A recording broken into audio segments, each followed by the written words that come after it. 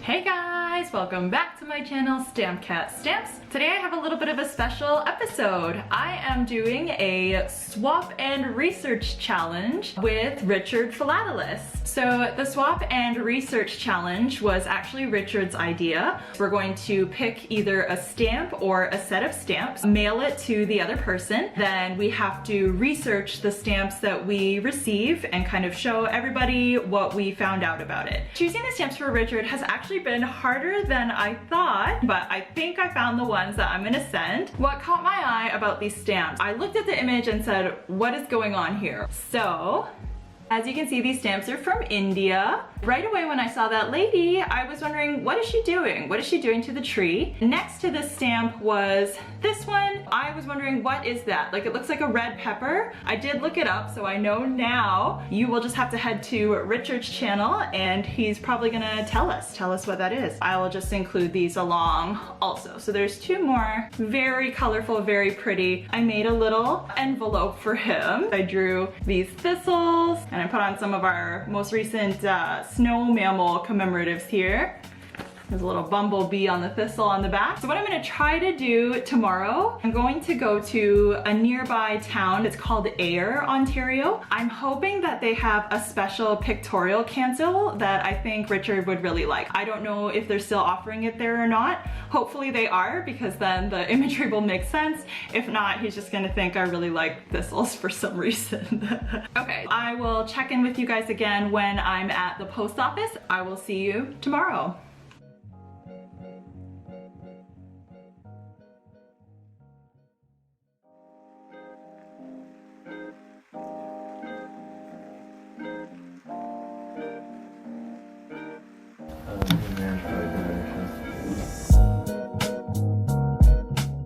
So I just posted the letter and I'm pretty excited. So they did have the pictorial postmark that I was looking for, and I just brought some postcards that I have and stamped it on there. It's my first time getting the pictorial postmark. This one is also not listed on the Canada Post website, so it kind of feels like secret postmark.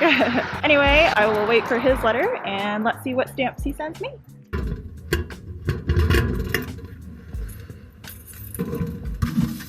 Oh, cool. So my mail came in from Richard Philatelist. I'm really excited to open it. Let's just take a moment to appreciate this fabulous artwork, and even drew a cool little Pikachu Christmas stamp for me. If you're getting any mail from Richard, ask him to draw you a Pikachu. He will not disappoint. Let's have a look. Oh, here's what I see.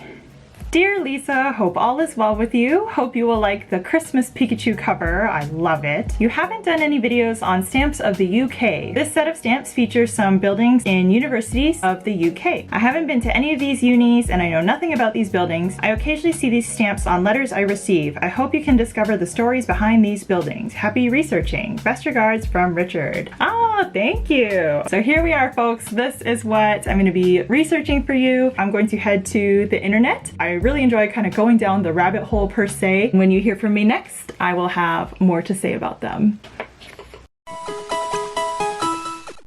Hey guys, I'm back. So I've had a chance to do a little bit of research on these stamps, and now I'm ready to share with you some of the interesting things that I've discovered. This is a set of stamps issued by the United Kingdom in 1971. They are commemorative stamps, and they are from the series British Architecture Modern University Buildings. I'll just be looking at these stamps in order from lowest value to highest. So the first stamp is the 3-penny stamp, which shows the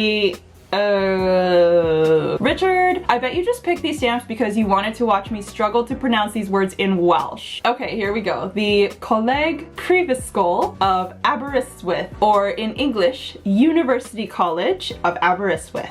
Aberystwyth University, also fondly called Aber, is located right on the coast in Wales. It was founded in 1872 after fundraising efforts to establish the first Welsh university in the United Kingdom. Now, the student population has grown from just 26 students when it opened in 1872 to around 8,000 students now, 149 years later. What I love about my research from Aber is just the vibe of the university. Like I said, it's right on the coast, and apparently the campus is walking distance from the shoreline, the beach, and the town, and it offers incredible sunset views over the sea.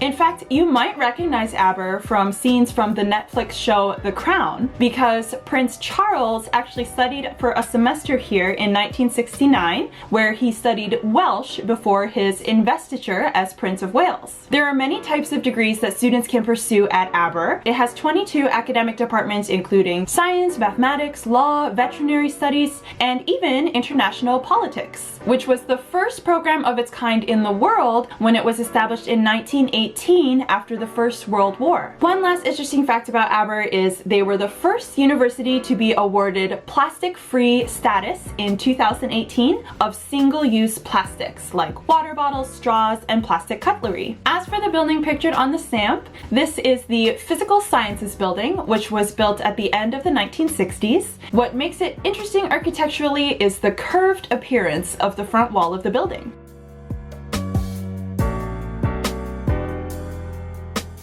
Moving on, the next stamp in the series is the 5-penny stamp showing the University of Southampton. Southampton is also a port city located on the south coast of England. The university has its origins in 1862. It was then known as the Hartley Institute, after a wealthy gentleman named Henry Robinson Hartley died and bequeathed a large sum of money to the Corporation of Southampton, hoping to create a facility in his property for the intellectual elite. Since then, it has expanded into a huge university with 7 different campuses and around 22,000 enrolled students. It is ranked top 15 in the UK and top 100 in the world. The building that's shown here on the stamp is the Faraday Engineering Building.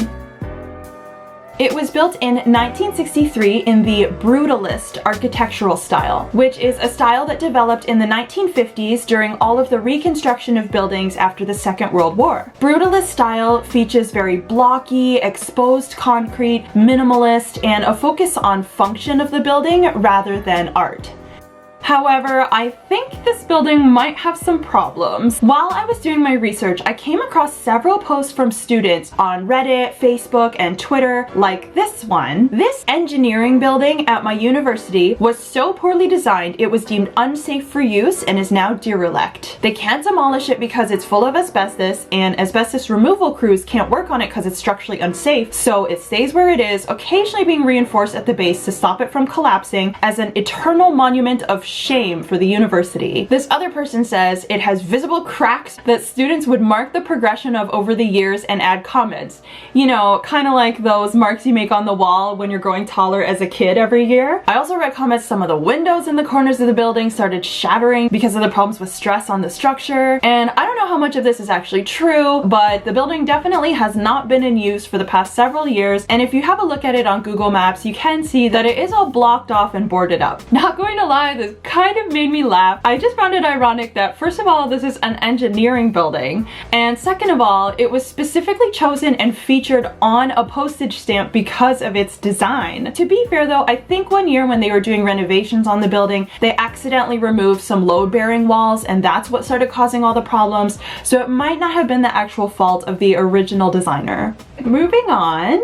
Next stamp in the series is the 7.5-penny stamp from University of Leicester, which I was about to call Leicester, but I looked up the pronunciation and it's just Leicester. I was trying to Google why it's pronounced that way. The answer just seems to be because that's how the people there pronounce it. But I did learn that there's an actual term for this. It's called elision, and it's something that we all do without thinking about it. Elision is when you skip over sounds or syllables in your own language to say things faster, like like dunno or chocolate, or even Toronto or Nolans. Anyway, University of Leicester is another big university. It was established in 1921 and has around 20,000 students. And the building that's pictured on the stamp is actually my favorite from the entire set. I actually think the postage stamp doesn't do the building justice. This building is the engineering building at University of Leicester, and this is what it looks like.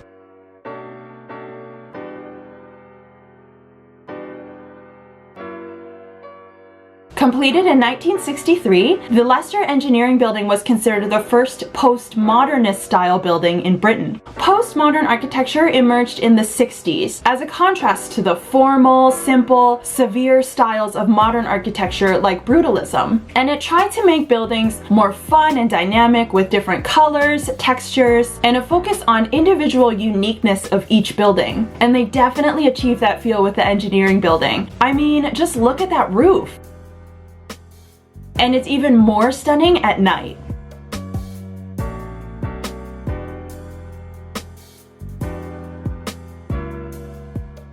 And finally, the last stamp in the series is this 9-penny stamp showing the Hexagon building at University of Essex.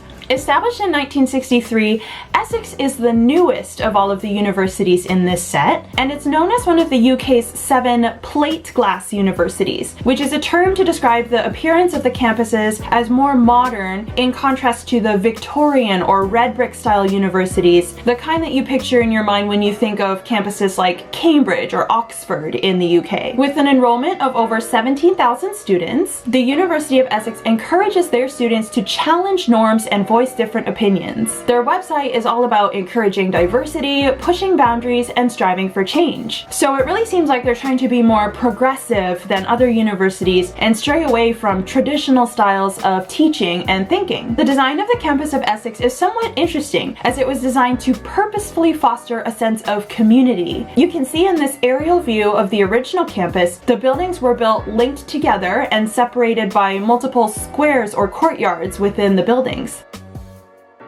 The building on this stamp is the Hexagon, and it's another brutalist style building.